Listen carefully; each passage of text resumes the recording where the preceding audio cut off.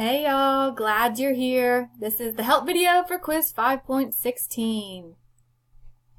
Alright, so for this quiz, we need to know about rectangles, okay? And the way these properties are listed over here is all of these black properties are properties of parallelograms, right? In the last video, we said parallelograms, the opposite sides are congruent, the opposite angles are congruent, the consecutive angles are supplementary, and the diagonals bisect each other.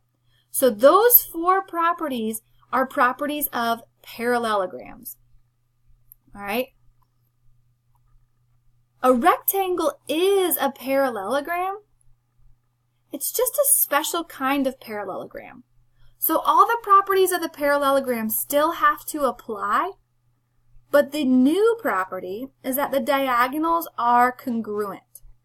So this is only true, this is not true for parallelograms. This part is what's true for a rectangle. Alright, so that's what you need to know to be successful in this quiz. Oh, and you also have to know that rectangles have 4 right angles. I think most of us already know that though, but there you go. Alright, let's tackle a problem. Which statement can be used to prove that a given parallelogram is a rectangle? Okay, so these are all of our properties of rectangles, but remember, these first 4 are true for every parallelogram.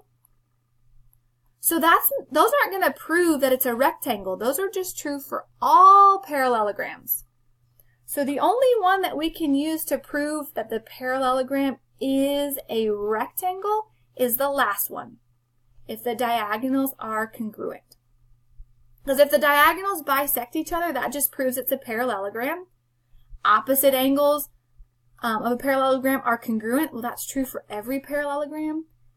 And consecutive sides of the parallelogram are congruent. That's actually only true in a couple of them, a square and a rhombus. So none of those prove that it's a rectangle, only the first one. Oops, I just went too far. All right, here's the next one. It says that the parallelogram is a rectangle. And then it tells us that AC is 5y minus 2, and that BD is 4y plus 1. And because it's a rectangle, we need to know this new property that says the diagonals are congruent. So if they're congruent, we can set the measures equal to each other. So we can say that 4y plus 1 has to equal the 5y minus 2. And then we just have some solving to do. I like to get all my y's to one side, so I'm going to get rid of 4y. Since it's positive 4y, I'm going to go ahead and subtract it from each side. Adios. So I'm going to bring my 1 straight down. 5y's minus 4y is 1y. You don't technically have to have the 1 there. That's up to you. You could just put the letter y. And then I'm trying to isolate the y. I'm trying to get y by itself, so I need to get rid of negative 2. The opposite of negative 2 is adding 2. Negative 2 plus 2 will go away. It'll equal 0. And I'm going to bring down my 1y, and that equals 3. So that's how we get y equals 3, because in a rectangle, the diagonals have to be congruent. Here's the next one. Again, it says our parallelogram is a rectangle, and then which statements are true? All right, so the first one says AB, I'm going to color that in, is perpendicular to BC. Well, y'all, we know that's true because rectangles have 4 90-degree angles. So that's true. Now let's look at the next one. AC, which is a diagonal. I should have changed colors. Sorry, y'all. So AC is perpendicular to BD. Okay, this does not form a 90-degree angle. So that's not true. All right, let me change colors. AC, again, the diagonal, is equal to BD. Well, that's true because of that new property of a rectangle says the diagonals are congruent. So, yep, feeling good about that one. And then the last one says, sorry, there's a lot of color going on here, but AC, that green diagonal, equals the length of AB. That is not true. That is not one of our properties. So we're going to get rid of it. Okay, a proof. Woohoo, I love proofs. So we're given that this is a rectangle, and we're trying to prove that the diagonals are congruent. All right, remember that's our new property for rectangles, is that the diagonals are congruent. So now we're going to go through and we're going to prove it. All right, so starting off, we're given that it's a rectangle. And then the reason for the next line says that the opposite sides of a rectangle are congruent. So we need something that shows that those opposite sides are congruent. So let's look at our answer options. Let's see this first one. This first one says, let me color code it, AD is congruent to BC. Hey, that is true. Those are opposite sides of the rectangle, so I'm going to go ahead and put that one right there. AD is congruent to BC. Now this question bugs me because there should be another blank here. You should be able to fit in both because we also have side AB and CD, and those are also congruent. But we only have one blank, so we're just going to stick with these. All right, then it says DC is congruent to DC. Okay, so let's think about that. What is the property that tells you that the same thing is congruent to itself? Well, that's that reflexive property. When you're looking in the mirror, you're going to see yourself looking back at you. So that is the reflexive property. And I should be marking these as we go. This is one of my pet peeves, is when people don't mark pictures. So I should have done this. When we said AC is congruent to BC, we need to go ahead and mark those with congruent markings. When we say DC is congruent to DC, we need to go ahead and mark that with congruent markings. All right. And then down here it says angle ADC and BCD are right angles. So I'm going to go ahead and mark those with my right angle marking.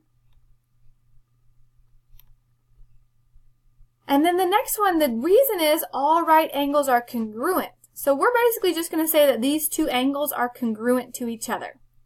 So not ACD, it's ADC, that one. Okay. All right, and then they say triangle ADC is congruent to triangle BCD. So let's highlight those two triangles so we can see what we're looking at. Oops, I should have changed the colors. What is my deal with colors today? Struggling. All right, so ADC. I'm just going to pull it down here so you can see it. That triangle already has a side marking, a 90-degree angle marking, and another side marking. Okay, and it says that it's congruent to triangle, let me change colors, BCD. So since there's so much going on in this picture, again, I'm just going to draw it down here.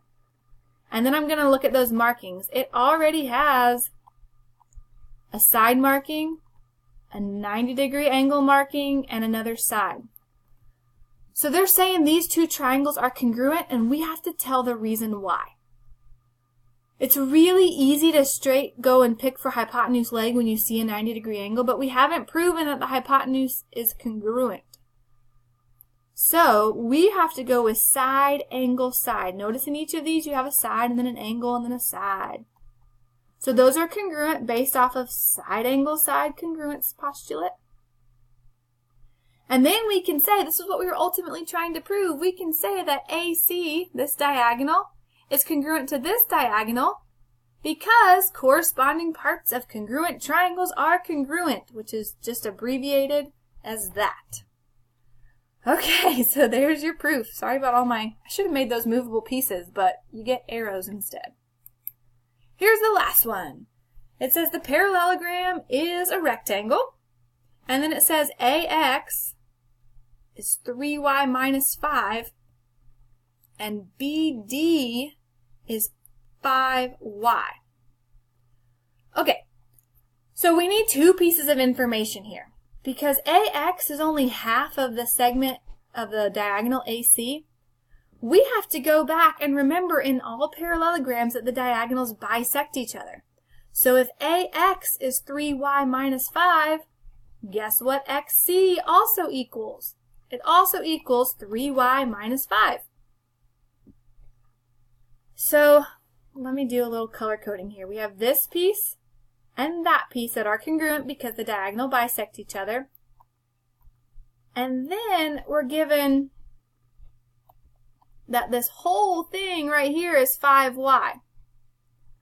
Well, in a rectangle, we know that the diagonals are congruent. So we can take that 5y and set it equal to the entire green diagonal, which would be 3y minus 5 plus 3y minus 5. We would have to add both of those together to get that entire green line. So I'm going to add those together. Ooh, it looks like Christmas up here. I'm feeling it. Feeling the spirit. Sorry, I got distracted. So I need to solve this equation for y. Let's see. 3y plus 3y. Those are on the same side, so I'm going to go ahead and combine those. That's 6y's. And then a negative 5 and another negative 5 would make negative 10. I got to continue with this Christmas theme. This is too much fun.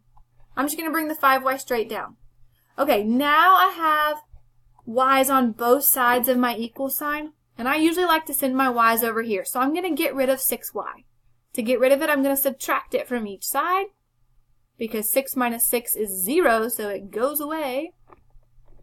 5y's take away 6y's would be negative 1y. I'm just going to plop that negative 10 straight down. And then, back to my Christmas colors, I got to get y by itself. So I'm going to divide both sides by negative 1. And y equals 10. All right, y'all. Good luck on your quiz.